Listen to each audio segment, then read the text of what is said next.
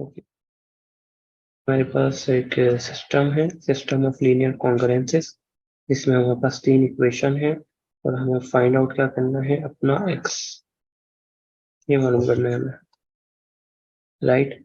तो x substitution का method क्या कहता है, सबसे पहले तो रिकॉल कीजिए ये जो हमारे पास डेफिनेशन थी लीनियर कॉन्ग्रुएंस की, वो क्या थी। वो ये थी कि जब भी ये लिखा हुआ हो ये congruent to b mod m, तो आप उसे लिख सकते हो ये minus b divided by m. ये चीज कोई ना कोई इंटीजर देगी कि ठीक है, कोई भी वेरिएबल ले सकते हैं। तो ये कॉन्ग्रुएंस की डेफिनेशन थी लीनियर कॉन्ग्रुएंस की। तो अभी हमारे पास ये कॉन्ग्रुएंस है, राइट। ये कॉन्ग्रुएंस है हमारे पास। हम क्या करते हैं, सबसे पहले आपको याद हो कि लीनियर इक्वेशन का सिस्टम सॉल्व करने के लिए हम क्या करते थे, एक मेथड सब्स्टिट्यूशन का भी लेते थे कि पहले इक्वेशन में से एक वेरिएबल की वैल्यू निकाल ली, उसे सेकंड इक्वेशन में पुट कर लिया, तो वहां से वैल्यू निकाल के थर्ड इक्वेशन में पुट कर लिया। यही काम हमने यहाँ करना है। तो सबसे पहले ये देखें कि हमारे पास जो पहली इक्वेशन है, हमने वो इक्वेशन ले ली, एक्स इज कॉन्ग्रुएंट टू 1/5। अब डेफिनेशन हमें पता है लीनियर कॉन्ग्रुएंस की, क्योंकि ये है, ठीक है। उसको यूज करके हमने इसको लिख लिया x minus y divide by 5 equals to some number, मैंने टी ले लिया।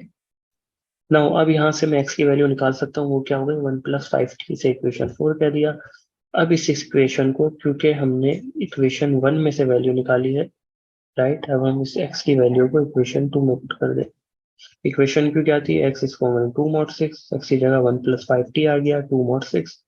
ओके, तो यहाँ +1 है, उधर जाके -1, तो 2 - 1 तो 5t आ गया 1 mod 6। अब अगर आपको t की वैल्यू फाइंड आउट करनी है यहाँ पर, तो आपके पास सबसे पहले क्या होना चाहिए, आपको ये पता होना चाहिए कि एक्चुअली ये जो 5 है, क्योंकि इसके साथ 5 लगा हुआ है, राइट। तो हमें क्या करना है कि इस 5 की जगह 1 लाना है। तो हमें किसको किसी ऐसे नंबर से मल्टीप्लाई कराना पड़ेगा जो अंडर मॉड्यूलो 6 इसे 1 कर दे। सो 1 से कराएंगे तो 5 ही रहेगा, 2 से कराएंगे 10, 10 को 6 से डिवाइड कराएंगे तो 4 बचेगा। तो 3 से कराएंगे 15, तो 6 को अगर 15 को 6 से डिवाइड कराएंगे 3 आएगा, वो भी नहीं ले सकते। 4 से कराएंगे तो 6 4 20, 6 को कराएंगे 6 से डिवाइड कराएंगे तो यहाँ पर 2 बच जाएगा। लेकिन अगर इसे मैं 5 से कराऊं तो क्या होगा, 5 5 25, लेकिन दोनों साइड पे कराना पड़ेगा, तो यहाँ पे 5 से कराया, यहाँ से 5 से कराया, तो यहाँ पे आ गया 25। 25 अंडर मॉड्यूलो 6, यानी 6 से डिवाइड करें तो हमें पता है 1 बचता है, राइट। तो इसका मतलब यहाँ पे हमें यही लाना था, यानी 5 का इनवर्स निकालना था, वो 5 ही है अंडर मॉड्यूलो 6। तो टी की वैल्यू आ गई 5 mod 6, बट ये वैल्यू है किसकी, हमारे पास टी की, राइट। तो अब हमारे पास क्योंकि टी आ चुका है, हम यही वैल्यू टी की ले जाके वापसी। ओके, तो सबसे पहले तो इसको भी, क्योंकि कॉन्ग्रुएंस में आया है टी, इसको आप सबसे पहले किसके अंदर कर लें, सिंपल डेफिनेशन के अंदर। तो अगेन डेफिनेशन लगा दी कॉन्ग्रुएंस की, तो ये t - 5 divide by c equals to some number, मैंने यू ले लिया, ठीक है, सम इंटीजर। फिर यहाँ से t की वैल्यू निकाल ली 6u + 5। अब ये जो 6u + 5 आया है, उसे आप क्या करें, ले एक्स में जाके रख दें, ताकि क्योंकि आपको तो एक्स की वैल्यू चाहिए, तो आपने t की वैल्यू जाके रख दी, जो कि ये t आया था, इस t की वैल्यू पुट कर दें ऊपर इक्वेशन 4 में, तो आपको क्या मिल जाएगा, आपको एक्चुअल में x की वैल्यू मिल जाएगी। तो अब हमारे पास ये x आ चुका, ठीक है। नो, नेक्स्ट, ओके, तो ये x आ गया है हमारे पास। ये कैसा x है, क्योंकि ये वाला जो x था, ये सिर्फ पहली इक्वेशन को सेटिस्फाई कर रहा था, क्योंकि इसमें से निकाला था। अब जो x आया है, क्योंकि हमने ये x 2 में पुट करा था, फिर t की वैल्यू निकाली और t से x आया, ये वाला जो x है, अब ये दोनों को सेटिस्फाई कर रहा है, right? पहले बार ये और ये दोनों को अब सेटिस्फाई कर रहा है हमारा x, मगर हमें साइमल्टेनियसली ऐसा एक्स चाहिए जो 3 को भी कर रहा है। तो इसका मतलब है जो अब एक्स का आंसर आया वो हम कहाँ ले जाके पुट कर देंगे, 3 के अंदर। तो इससे क्या होगा कि हमने जो 5 हमारे पास वैल्यू आई थी वो हमने पुट कर दी 3 के अंदर, राइट। तो x इज कॉन्ग्रुएंट 3 mod 7 था, तो यहाँ पर x की वैल्यू रख दी 30u plus 26, it is congruent to 3 mod 7।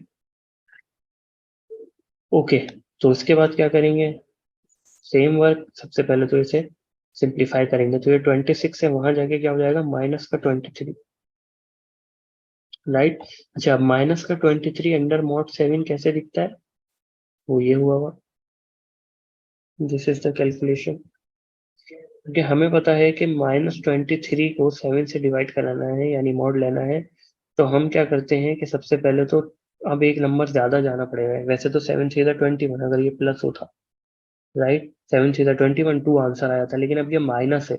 अब अगर ऐसा करेंगे तो माइनस में आंसर आएगा और रिमाइंडर माइनस में नहीं होता, ठीक है ना, ग्रेटर देन जीरो होता है। तो हमने इसे -4 से करा तो -28 आ गया। नीचे वाले की साइन चीजें चेंज करते हैं हम, तो प्लस हो गया, नाउ 5। इसका मतलब ये हुआ कि एक्चुअल में जो -23 है वो 5 के बराबर है। Okay, under mode 27, under mode 7। तो हमारे पास -20 की तरह जगह क्या आ गया, 5 आ गया ना। अब ये 30 है, 7 अंडर मोड 7, ये 2u है, 2 बन जाएगा ना, क्योंकि 7 4 का 28, 2 बच जाएगा। फिर 2u is congruent to 5 mod 7। Next step में हमने क्या किया कि अब इस u को खाली छोड़ना है, राइट। तो u की जगह हमें 1, सिर्फ 1 चाहिए था कोफिशिएंट u का। तो हम ऐसे नंबर से मल्टीप्लाई करेंगे कि वो नंबर मल्टीप्लाई होने के बाद जो आंसर है वो अंडर मोड 7 1 के बराबर। तो मैंने 11 से कर दिया। आप चाहते तो 4 से कर देते, 4 2 8, 7 से कराते हैं तो वन आंसर आ जाता। मैंने 11 से कर दिया, जिससे भी चाहे। हमें पता है एक से ज्यादा इनवर्स एग्जिस्ट कर जाते हैं जो कि यूनिक होते हैं अप टू कॉन्ग्रुएंस, यानी कॉन्ग्रेंस में एक जैसे होते हैं वरना होते हैं मल्टीपल, राइट। तो 11 को 2 से करा 22 आ गया, 11 को 5 से करा, यानी बोथ साइड मैंने 11 से मल्टीप्लाई करा दिया। सो 22 जो है मॉड 7 में 1 के बराबर होता है, तो इसका मतलब यहाँ पे सिर्फ 1 रह गया, और 55 जो है वो मॉड 7 में, राइट। तो 55 मॉड 7 में 7 7 49, 6 बज गया, एक्चुअली 6 के बराबर होता है। ओके, तो इससे हमें ये पता लग गया कि एक्चुअली u जो है वो 6 mod 7 के बराबर है। अगेन इसको हम अपनी नॉर्मल लैंग्वेज में लिया है, वो क्या थी, u minus 6 divide by 7 equals to v। Okay, congruence definition, तो u की वैल्यू आ गई 6 प्लस 7। नेक्स्ट हमने क्या किया कि वो जो वैल्यू आई है अब, वो तो आई है v की, u की सॉरी, लेकिन हमें किसकी वैल्यू चाहिए, x की। तो ये u जो है वो 5 में ले जाके पुट कर देंगे, तो हमारे पास एक्चुअल में x की वैल्यू आ गई, क्योंकि थी इक्वेशन 5 क्या थी हमारे पास, x is equal to 30u plus 26, तो u की जगह 7v प्लस 6 रखो। ओके, देन इसे आपने फर्दर सॉल्व किया, राइट। तो 30 को 7 से कराया, देन इसे सॉल्व किया, 30 को 6 से कराया, तो आपके पास आ गया 210v प्लस 206। ओके, नाउ अच्छा, अभी तो हमारे पास ये आ गई वैल्यू 210v प्लस 206। ओके, अब देखिए, इसको मैं ऐसे भी लिख सकता हूँ, ये -210 -206 को वहां ले जाओ, डिवाइड करा दो 210 से, और v, यानी यहाँ इसको ऐसे भी लिखा जा सकता है। ओके, तो ये आ गया x हमारे पास।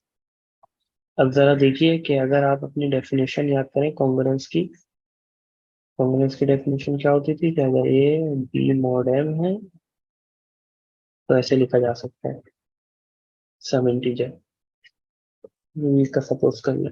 तो वही फॉर्म है पूरी हमारे पास, इसका मतलब है यहाँ से इसको इस फॉर्म में चेंज कर देता हूँ, तो क्या बन जाएगा एक्चुअल में, x equals to, right, x is equal to 206 under mod 210। तो इसका मतलब x की वैल्यू क्या आ गई, 206, और यही हमारा आंसर है। तो इसे कहते हैं बैक सब्स्टिट्यूशन मेथड। अब चाहे तो वापसी इक्वेशन में जाके वैल्यूज पुट करें और आंसर को मैच करा लें, यानी यहाँ पर अगर चाहे, इक्वेशन में 206 आ गया ना हमारे पास, तो यहाँ रख दे 206 अंडर मॉड 5, हमें पता है 206 अंडर मॉड 5, ये 205 तक हम चले जाएंगे, अंदर बाद में 1 बचेगा। इसी तरह तीनों इक्वेशन सेटिस्फाई हो जाएंगे। So this is known as the method of back substitution.